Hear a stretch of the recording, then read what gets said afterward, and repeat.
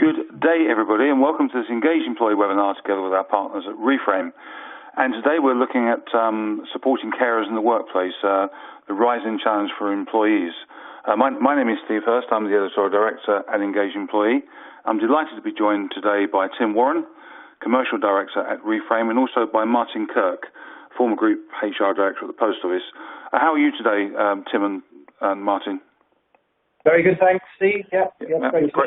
Great to have you both on board for what I think is an extremely important subject, and one that, along with the overall overarching importance of employee wellness, one that is rising further up the boardroom agenda. So it's great to have our delegates on board today, and also to have both Tim and Martin presenting. I'm not going to say very much more because we've got lots to get through, but what I will say before I hand over to Tim is I do encourage our delegates to ask questions. There's an Ask a Question button on your screen, and what we can do is guarantee that any questions we don't get the chance to answer in the course of the 45-minute webinar will definitely be answered afterwards. So please do keep those questions coming in. They will not be wasted. So without further ado, I shall now hand over to Tim Warren, Commercial Director Reframe. The stage is yours, Tim. Thanks very much, Steve. Thanks everyone for joining. As Steve said, my name is Tim Warren. I'm the Commercial Director here at Reframe, and today we'll be talking about supporting carers in the workplace. As a specialist provider of personalised support for employees affected by chronic and critical conditions, we work with many employers of all shapes and sizes, and here at Reframe we see the impact of caring both on individuals and organisations.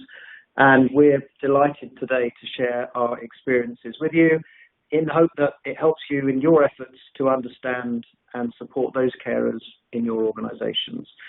I'm delighted also to be joined with me by Martin Kirk. Martin was Group HR Director at the Post Office, where he reported into the Chief Executive and was a member of the Exec Board. He played a major role in the transformation of the Post Office to a growing and profitable business after 16 years of losses, achieved at the same time as increasing customer satisfaction and employee engagement. Martin is now a conference speaker, a writer on many aspects of HR, work, careers and change. He's a member of the CIPD Policy Forum, which advises government on the world of work. He is a professional mentor for the Guild of HR Professionals, and he's the Diversity and Inclusion Advisor for Macmillan Cancer Support. So delighted Martin can join me today. And Martin will share insights and tips on initiatives and approaches that hopefully you'll find interesting and actionable. So in terms of what we are covering today, pretty straightforward really. We will be looking at the incidence of caring, the impact and the cost of that, the expectation and where businesses can step in and the role that they can play, and tips on carer initiatives. But let's start by looking at what we mean by carer. And a carer is anyone of any age who provides unpaid care by looking after an ill or disabled loved one. And there is a real lack of support for carers who are silently struggling in the workplace. And we see that from the conversations that we have, and it's reported across the country, across many mediums. And the fact is that most organisations simply aren't aware of how many carers they employ. And the reality is it's a significant amount. We at Reframe conducted some recent research where we asked a number of employers and employees across all sectors and all ages about their caring experiences and policies and procedures.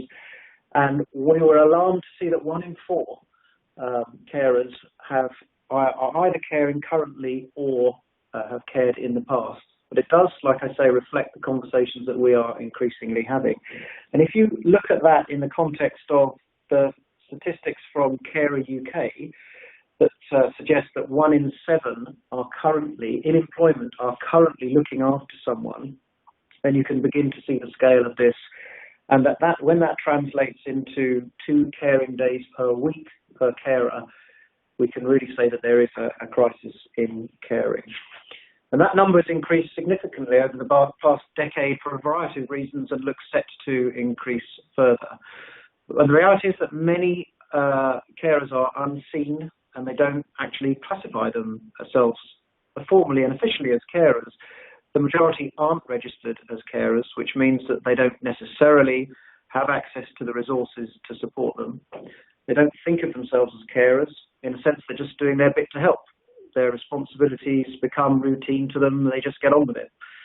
And this is on top of typically tough, normal daily routines with school runs, food shops, dinner, dog walking, going to the gym, and looking after a loved one that may depend on them. It's just part of being a mother, a husband, a daughter, a son, to take care of the people that people love. And those things add up.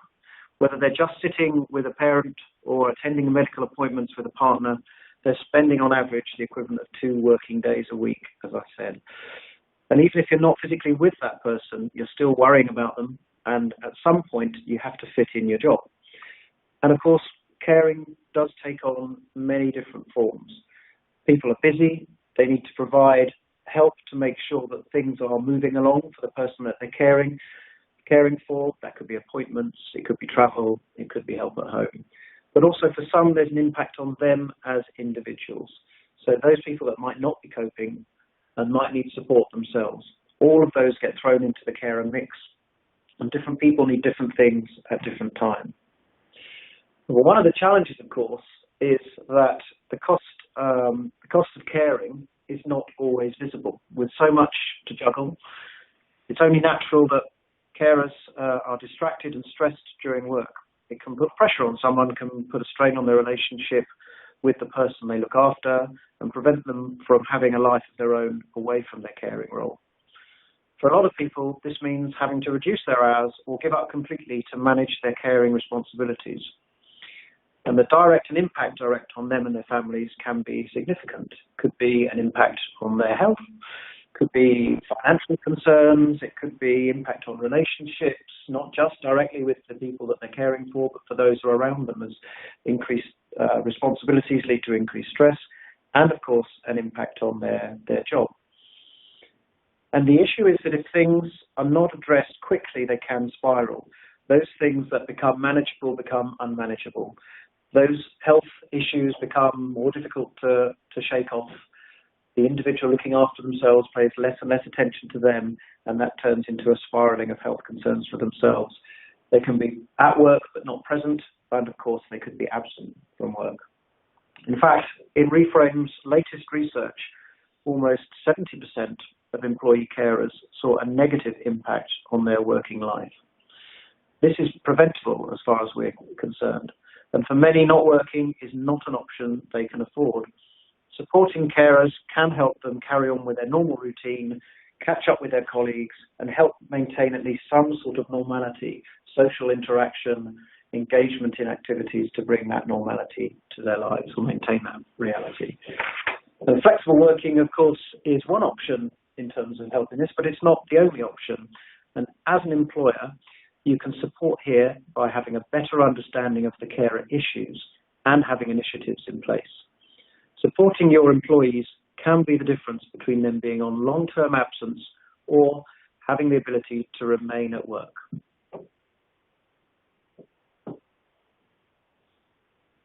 And central to this is the idea that business will become the new community.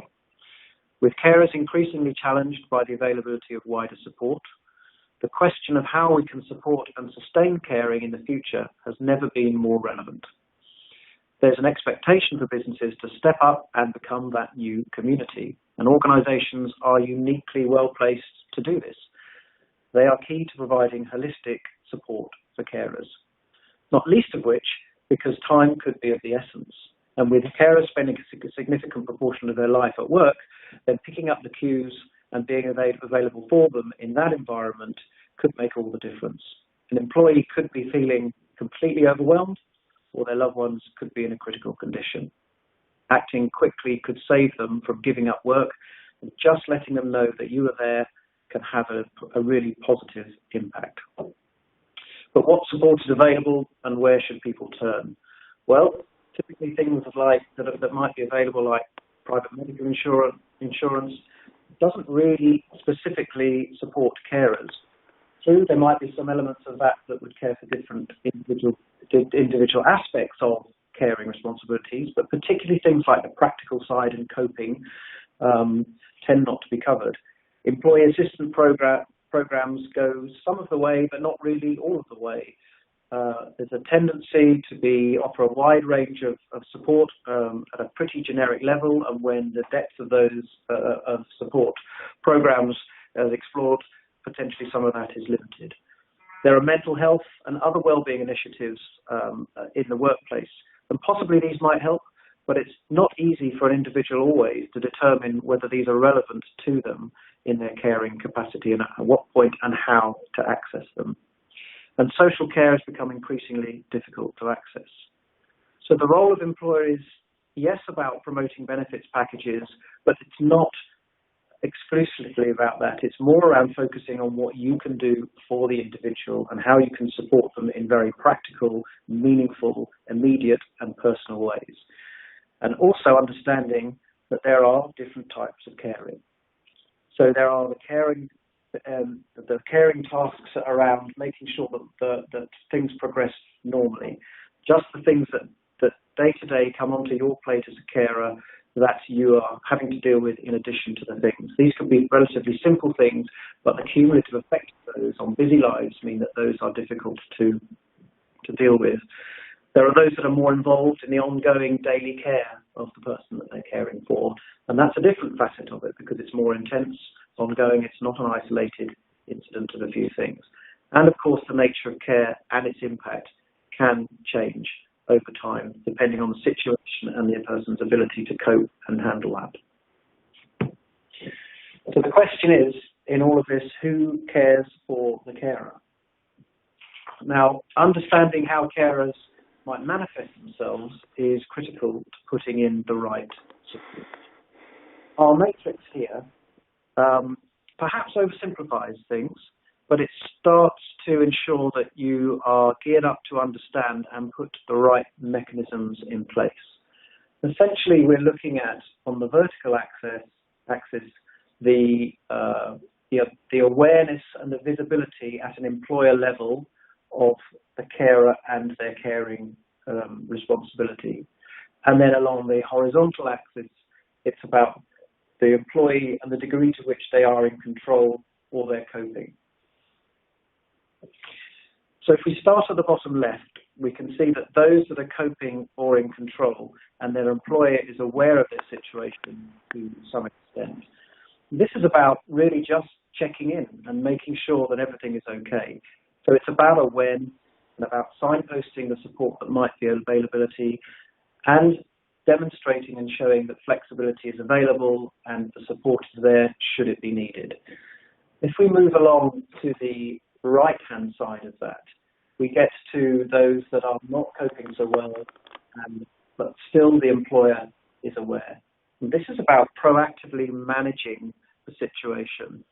It's about work plan adjustments, workplace adjustments, work plans, ways of working, just to make sure that the carer is supported and that the impact on them is managed and that there are plans in place. So if we move to the top of that, where the employee is not aware, this is where things get a little bit more tricky and where the right environment is key should the carer need or want to share their situation. In the top left-hand box, where the employee themselves is coping and the employer not necessarily aware, this is about making sure that there are what we call the organisational antennae are working, so that there are procedures and flags and mechanisms in place to identify when someone might be in a caring capacity and they might need eventually to have some support. So this is about awareness and tuning into that side of things. And some of those early warning mechanisms could be the usual things around absenteeism, distracted at work. It could be attendance at certain functions, team meetings, all of those sorts of things. So just kind of tuning into those things is a very positive thing to do. And finally, if we move to the top right, this is where things are a little bit more serious, and we get into the need to have the mechanisms in place to act quickly when some of those things are triggered. So this is about taking issues seriously. This is about picking up on non-verbal cues, performance indicators, the ability and the environment to signpost to dedicated programs, policies, or charities. So that gives the context, hopefully, of being aware of the things that might need to be in place in the different types of caring. What I'd like to do now is hand over to Martin to pick up on some of these themes and to share insights into how to address them. Thanks, Tim. So just to set this in context, I want to explain a little bit more about my background. I worked for a number of big private sector companies in HR director roles, including BP, Circa, and Dow Chemical, and then moved into the public sector. One of the things that I found about this subject is that most of the cases that I dealt with really came suddenly. It's something which is very indiscriminate. It affects young and old. And I think in terms of HR and the HR team, one of the difficulties is that it tends to straddle a number of different areas. So in a way, it's partly a diversity and inclusion issue, and I'll talk a bit more about that. And clearly, it's part of well-being, and there's been a welcome greater emphasis on well-being in recent years. But in some ways, it's also a benefit, because clearly one of the issues that we face as HR professionals is about attracting and retaining staff. And it may well be that it's not something that necessarily people have thought about. When you think about the impact in terms of organisations through things like Glassdoor, when you've got candidates that are looking for jobs, the kind of things that they're often looking for these days is increasingly about organisations that care, organisations that do focus on well-being, and you will see that very readily by looking at company information. So that really takes us to culture, and culture is absolutely the starting point of this, and it's fundamental. So people mean different things by culture. To me, culture is really about the behaviours and the norms of the organisation, incredibly influenced, of course, by the tone from the top and leadership. So it's all about the culture we create in the workforce. Problems may be hidden because employees perceive it as not safe to say that they are a carer, or they're unaware of help available through the employer. And business leaders need to communicate that it is okay to ask for help and support. And I'd liken this to what's happened in recent years in mental health. I mean, if you look at the data on mental health, we know that very often what was being reported by people is, I've got a cold, I've got flu, probably actually was mental health. And so if you look at the data, it shows that mental health has actually been increasing in problems with mental health. But actually, it may well be that isn't the case. What's actually happened is that it's more okay to speak out. And the reason for that is we've had a few high-profile cases, CEOs of FTSE 100 companies that have had problems themselves and spoken about it openly. And certainly in the organisations that I've worked for, we've had a huge impact when we've got people in leadership roles to talk about their own lived experience. I think the other issue is actually knowing the extent of it. And obviously the employee engagement survey is one of those ways that we can find out. And I do think that with the changes of technology, employee engagement surveys are much cheaper, quicker and easier to run these days. But not many, in my experience, actually ask questions about carers. The starting point is obviously similar to diversity and inclusion questions, to simply ask people if they are a carer. And you probably really need a series of questions then, because people won't necessarily identify themselves as a carer, as Tim was saying. And then, having done that, there's a huge range of what a carer means in terms of the level of time and seriousness of the impact on people's lives. So you really need to then ask some questions for those who said yes, that they are a carer, to dig into it a bit more.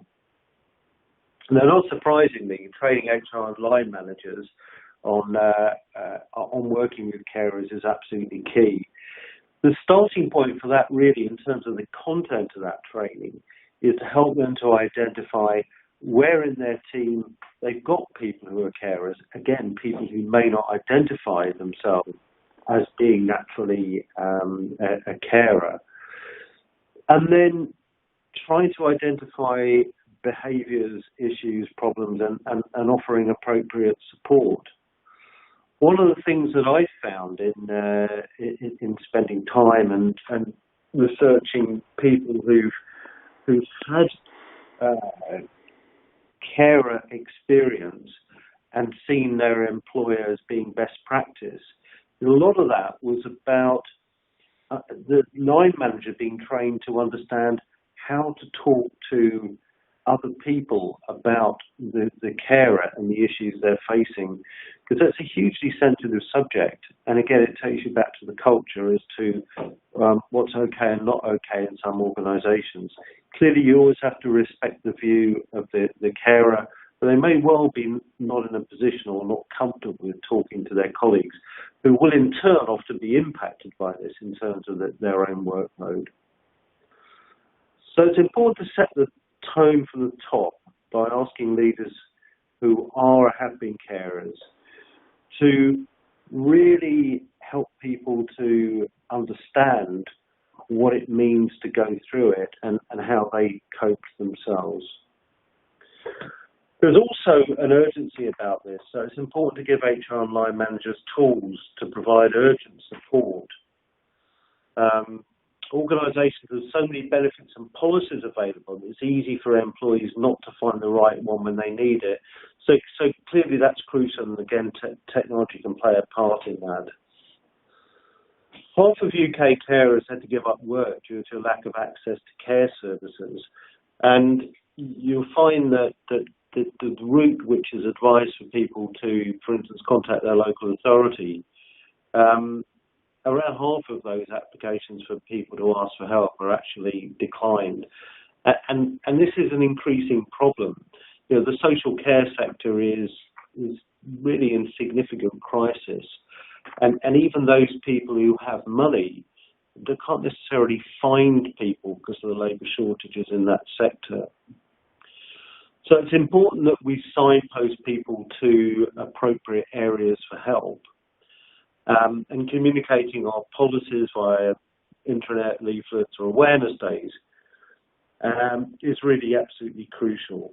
And once in place, it's important to maintain the process of initiatives and encourage feedback from carers. So whilst with the survey you're doing, engagement survey, you're doing it anonymously, once you have those people identified, it should be possible then to survey them and track the progress of the initiatives you're taking, because ultimately their view is absolutely crucial. Now, I know it's always easier said than done in selling this to the board or to finance directors, because clearly there's a cost attached to some of these things at least. And I think there's a tendency in HR to try to construct complex business cases, perhaps around the cost of absence and absenteeism, the impacts on productivity and so on. And you can do that, and these things are extremely difficult to measure. But personally, I always took the view that there's something that Einstein said, and he was pretty good with numbers, which he said that not everything that counts can be counted. And I think some of this is more about the values, more about the going back to the culture, more about the culture that you want to create as an employee, as an employer, and what you stand for. So we're moving on from traditional ways of thinking when it comes to employee benefits and well-being. A quick fixer for financial reward or freebie isn't the way forward. We need to become customer-centric and genuinely help people long-term. Easing carers' everyday responsibilities can ultimately improve their mental and physical well-being. We need to use insights to steer initiatives, signposting to a charity such as Carers UK or a formal policy in place like a carer support program. And I mentioned diversity and inclusion. I actually think that the right way to do this is to treat carers in the same way as protected characteristics by including diversity and inclusion strategy and policy. Now, I'm sure that you're aware that actually there's some legal aspects to this as well around the concept of associate disability. So there is an argument that anyway that says that you should be treating people as if who've got carer responsibilities in the same way as you would the protected characteristic of disability. And the kind of things that you can do from a practical point of view are create employee networks for carers, similar to the ones that you might have for BME or LGBTQ+, as I say, also disability. I've found those to be hugely powerful. And again, the relatively cheap available technology to connect people up actually makes these even more effective. So you can, for instance, use closed social media groups where they can share information and stories for carers to support each other. And even more powerful is to introduce mentoring. You know, you can train some employees who've got that carer experience to be mentors for employees, particularly those employees who maybe circumstances have suddenly changed and suddenly faced with these issues. The other thing that comes through loud and strongly, both from my own experience and from talking to people who've had to cope in this caring situation, is about talking about one single point of contact, because this is hugely disruptive to people's lives and there's huge amounts of pressures and stress on them, and time becomes quite critical. And also, you don't want to, if you're in that situation, you don't want to have to explain the same maybe sensitive, difficult, traumatic even personal experience to many, many different people. So if you can have one point of contact in your organisation, perhaps an HR person who's been trained in this or a service provider, that's hugely valuable as well. So just to summarise a few points really and look at the takeaways from this. So I think the social care sector, as I say, is in crisis, and it increasingly is not providing the kind of support that people feel that they need and that they want to give to those that they love and their close family and friends where they're a carer. In fact, 72% of carers say they experience mental health problems. We've suggested some simple and practical help which employees who are carers have found valuable. I think the single point of contact is something which is really quite an immediate takeaway. And if you can identify somebody who's got the right kind of attitude, got the right emotional intelligence, and then work with some of the carer charities to help them to have the right knowledge to be able to help people as a single point of contact. The hidden costs clearly are attrition, loss of productivity, absence, and also one that's less talked about, but I've found to be really significant, is the negative response from other employees who feel the company should do more to support. In other words, what often can happen in teams is that somebody can be in this situation and actually maybe you think you are providing help as a company, but people clearly do judge, and people are generally very sympathetic to their colleagues. And they may well feel that if the company is not seem to be doing enough. This again has negative impacts, and this has got harder through social media, Glassdoor clearly being one example. Data to measure the effectiveness of the initiatives is vital. We talked about including in engagement surveys, and then I think also focus groups of carers to really look at the effectiveness of what you've been doing and ideas from them about what else could be done. And for me, I think the bottom line is that we all need to do more to care for the carers. Thank you. Okay, thank you for that, Martin, and also thank you to you as well, Tim. Some really interesting stuff there, and I will now move on to the Q&A session. Okay, I think this one would be perfect for you, Martin. Most of our employees work remotely, therefore it can be difficult to see if someone is struggling or even promote our service to them. What have you got any advice on for people who've got a remote workforce, Martin?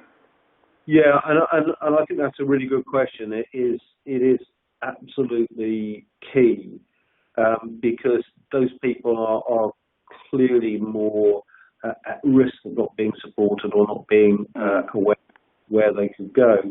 I think some of what I said about the line manager training and the line manager, even if they're working remotely, you need other solutions in place in order to be able to keep in touch with them. And the more you can train line managers to look out for the clues about people suffering in this area and appropriately responding, I think the better.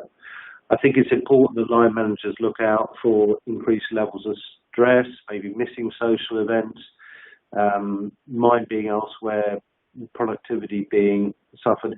Sometimes you can see it as well in terms of people wanting to reduce their hours, change their hours, and it's important to understand the reasons behind that, or using their annual leave for holiday. So there are warning signals then, yeah. Exactly. Yeah. And I think it's also important that managers are really equipped to deal with this effectively, and also the specialist support within HR as well. If you can provide coaching to individuals, again, with a remote workforce, that can work quite effectively as well. Okay, thanks for that, Martin. A question, I think this one probably better for you, Tim. Should carer initiatives be open to anyone caring? Yes. Yeah. Yes, Steve. Interesting. I think the short answer is yes.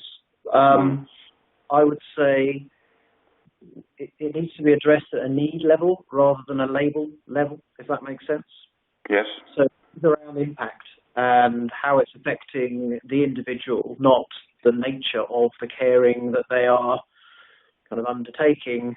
It is about the impact on them. If we're kind of continuing this caring for the carer, it doesn't really matter what that is, and if we can take that read across into the workplace that Martin was mentioning, then I think it is more around that. So I mean, the short answer is yes. I think this is about keeping it relevant to your workforce, what insights you can gather around particular needs and who's effective, and just have the mechanism in place to deal with that. So that way you're able to support people as they need it, not just whether they kind of qualify for it based on some predetermined view of that.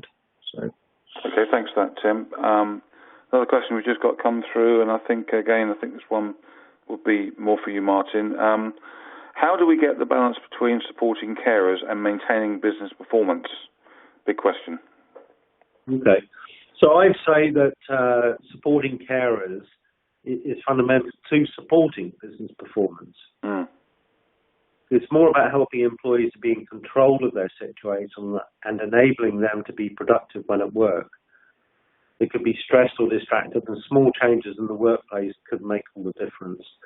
Flexible working arrangements can help to ease the burden of caring, like allowing time or private space to make personal calls, home working, or flexible start times. Where you can get them to plan their leave to avoid unplanned absences. Discuss a formal work plan with the individual that meets both theirs and your business's needs. Adjust the performance indicators or attendance-related bonuses so that works carers aren't penalised. And I think it's important to be careful not to disengage other team members who may not be aware of the situation. And I think to say the communication to colleagues is absolutely key with that. And it's important as well to encourage the person who's having to care to be really open. Okay, thanks for that, Martin. Question now, I think, for you, Tim. How do we identify carers and promote the services available if employees don't see themselves as carers? I think that came across quite strongly at the opening of the webinar. That's actually a key area. Yeah.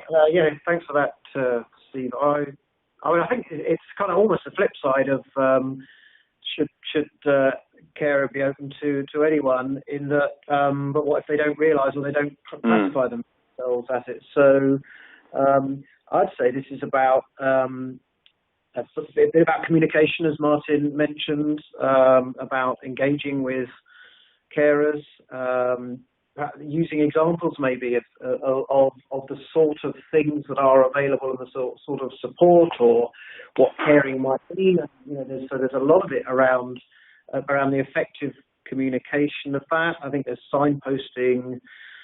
What Martin mentioned about single point of contact. There's also sort of a go-to, maybe a central hub of something where information is available that can be kind of put in there. So I think there are a number of things. Communication key as always, as I mentioned, and then line managers.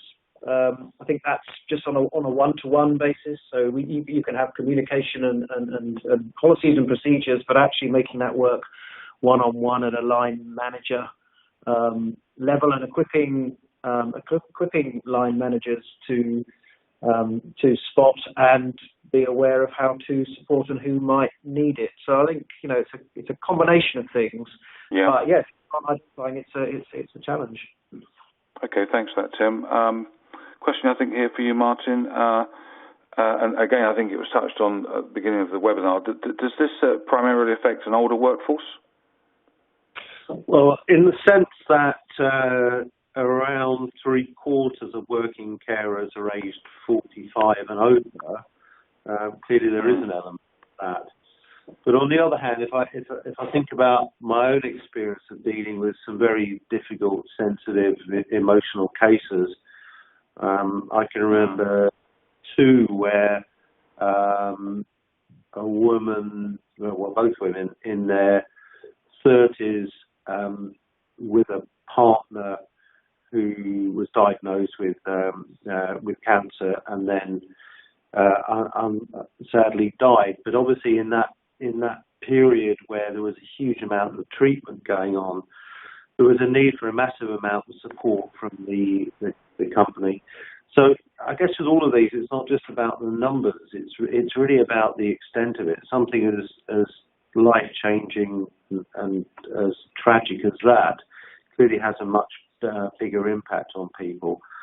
And it is a diversity and inclusion issue in all sorts of ways. I mean, there is, unfortunately, a tendency for it often to be seen as more of a female responsibility. And there are more females who are carers than males, and that often knocks on into other areas like gender pay gap. But even allowing for that still means that you've got a very substantial number of younger male employees who are also impacted by this.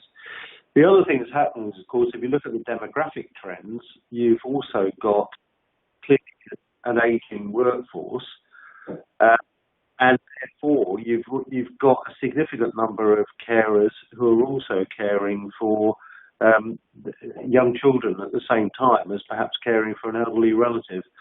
So there's a huge mixture. Okay, thanks. Got time for one more question, and this is we have a couple on this subject about. Would you have any specific advice for larger organisations in terms of supporting carers in much bigger organisations, the large corporates?